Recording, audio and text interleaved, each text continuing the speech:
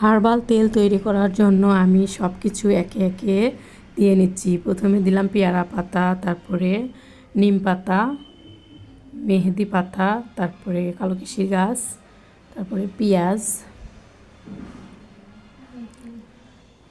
তারপরে মেথি দিচ্ছি,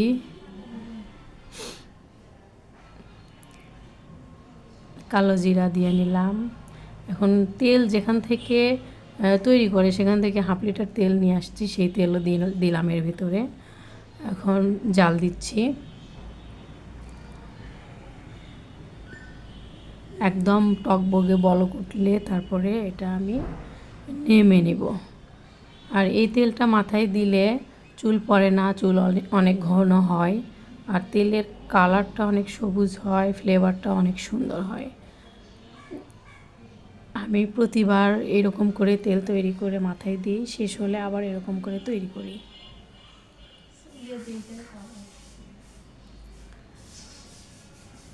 আমার চুল পড়ে না, চুল অনেক ঘন, অনেক সিল্কি। দেখেন ছেঁকে নিচ্ছি আমি ছাঁকনি দিয়ে।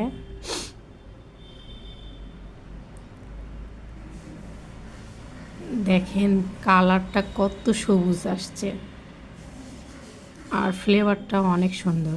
1/2 কেজি তেল তৈরি করে 1/2 কেজির একটু কম হয়েছে।